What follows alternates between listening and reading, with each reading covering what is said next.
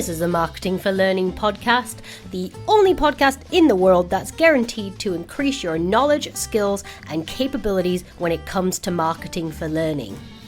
Plus, there's a gratuitous amount of pineapples. You're welcome. Hello, and welcome back to the Marketing for Learning podcast. And happy Friday if you're listening to this on day one. I hope you've had a wonderful week and that you're looking forward to the weekend. I want to leave you this week with a little bit of food for thought about L&D's biggest challenge, the engagement challenge. Come October, MAS has been going for 5 years, which absolutely blows both mine and Ashley's minds. But in our first conversations with L&D teams, people were saying we're struggling to get engagement.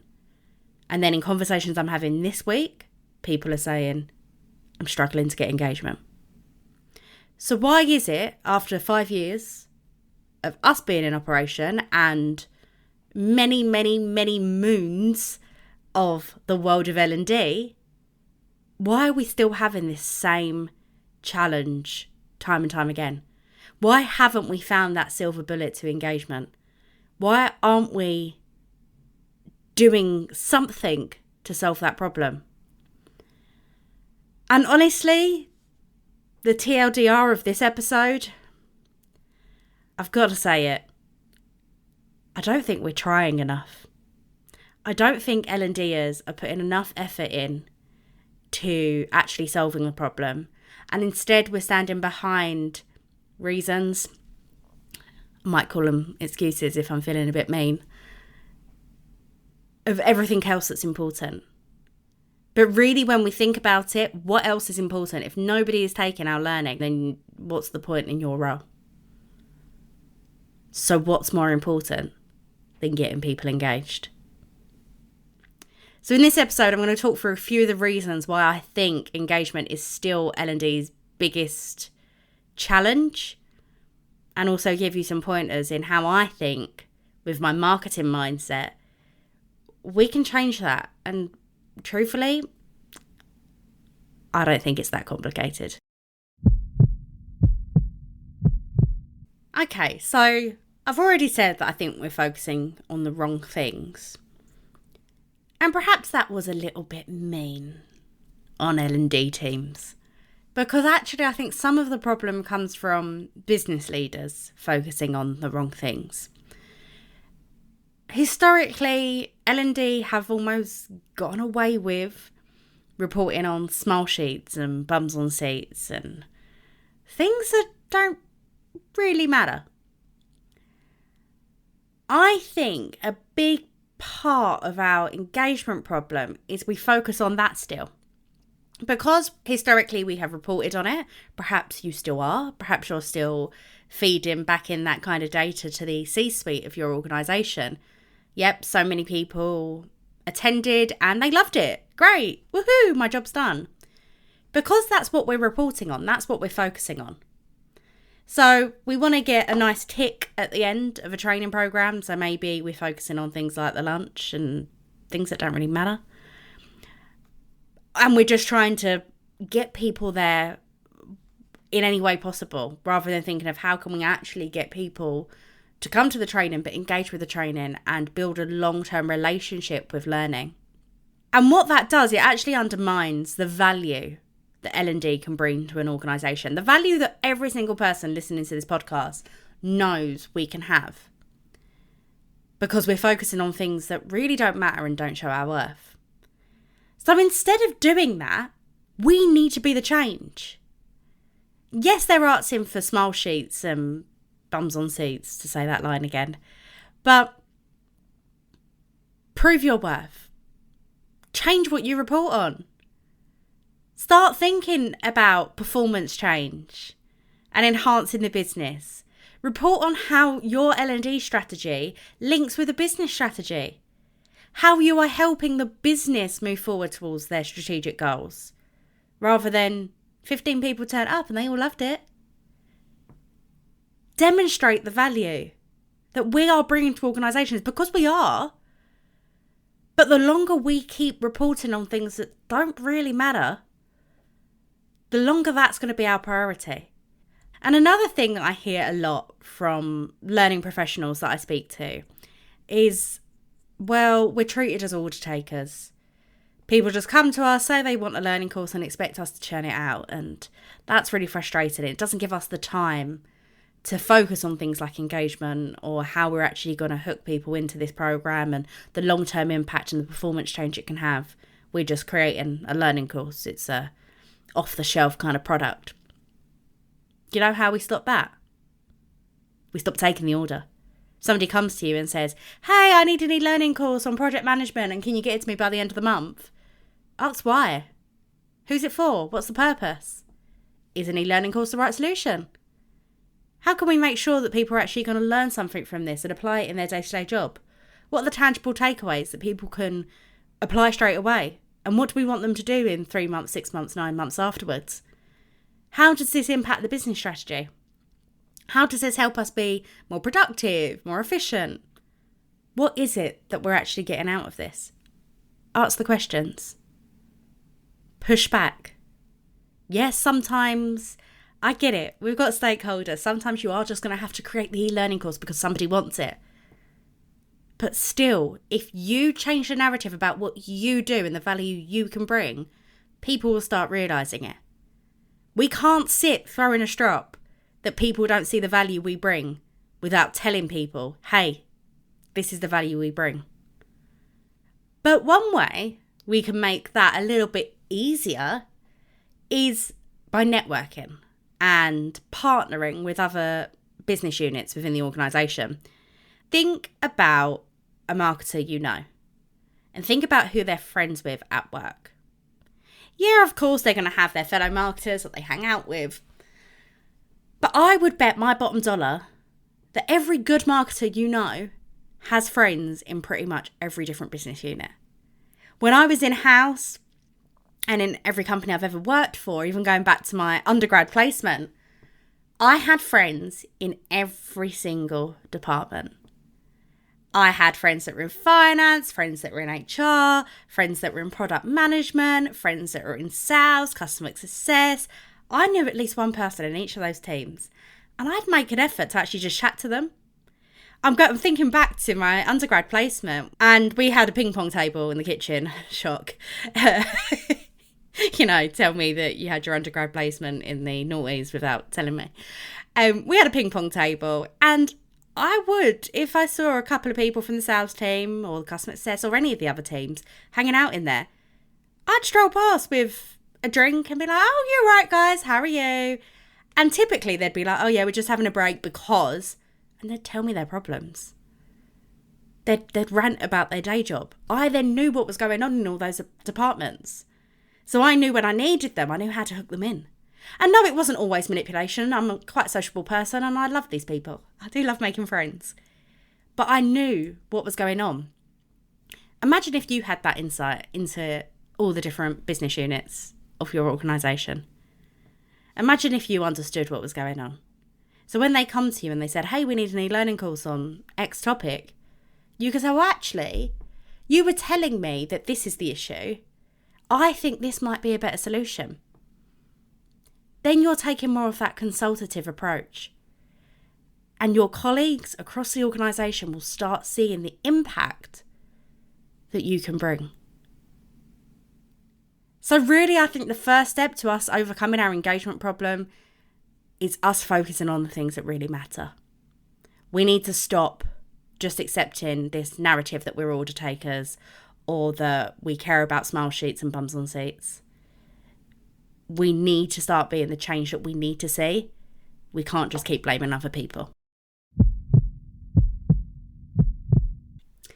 The next reason I think we still struggle with engagement in L&D after all these years is actually how we think about our audiences. We think of them as learners. And that's hugely problematic. Whenever I talk about this topic, people say to me, oh, that's just semantics. But it's not. If you think about the people that are taking your learning as learners, you are starting off from a mindset that they want to learn, that they know how to learn, that their primary focus is learning, that they care about learning, that they want to do it. All of this we're assuming by calling them learners. We forget that there are things that they're doing away from learning, that they have different priorities. Learning's our priority, but it's probably not theirs. So we end up not finding the right solutions to getting them involved because we're only thinking about them as learners, as people that want to learn or people that have to learn. If we change that narrative and we start thinking about them as human beings with lives and jobs and families and priorities and other things going on and objectives of their own, desires, wants, needs, fears, pain points, if we start thinking about them as real human beings, that's when we can start doing things that are actually going to get them engaged. The longer we keep thinking, you're a learner, how can we get you engaged? We add a time limit to it. We make it mandatory. We incentivize it. It's all surface level stuff that isn't going to create that long-term relationship with learning that we need if we really want to overcome the engagement problem. If you start thinking about how they've got other things on their plate and other priorities, and how can we link their priorities with our priorities, and how can we communicate that better? Actually, how can we communicate with them better, full stop? Is email the right channel? Or should we be going somewhere else? Do they hang out somewhere? Should we go and meet them there and grab their attention in the flow of the work? If you start thinking about these people as employees at the very least, but as human beings, you're going to uncover better ways to solve the engagement problem. It really is more than semantics. Please stop thinking about them as learners. If you think externally, if you think about, I don't know, Coca-Cola, they don't think about their audience as Coca-Cola drinkers because they are trying to get people that aren't Coca-Cola drinkers involved. You can't be something if you haven't done it yet. So they want more people to buy their product. So we need to do the same. We can't think about them as learners if they're not learning. If they're not learning, they're not learners. And even when they are learning, they're still human beings before they're a learner. So we need to change our narrative. As learning and development teams, we need to change how we think and approach our audience engagement. And honestly, when I've been working with clients and I've seen that change and that pivot in them, the people who stop thinking about learners are the ones that get there quicker. And lastly, the final reason that I'm going to share today, I have a million reasons why I think engagement is still L&D's biggest problem. But the last one I'm going to share today, probably the one that you're not going to like hearing the most. And it's about looking big picture. I think too many L&D teams focus on the wrong areas at the wrong time.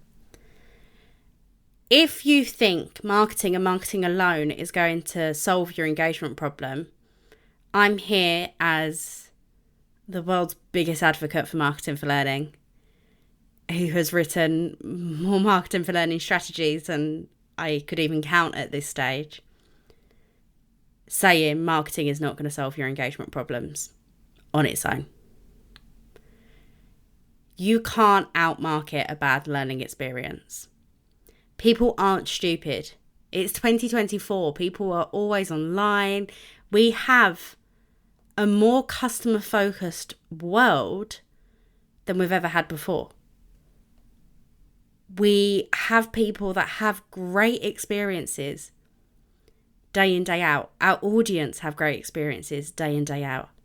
They know what things should be like. They know how things can engage them. They have things like social media, even like Netflix and Now TV and all of those kind of things that grab our attention and keep our attention. They know what they expect. and they expect the learning to match up to those expectations.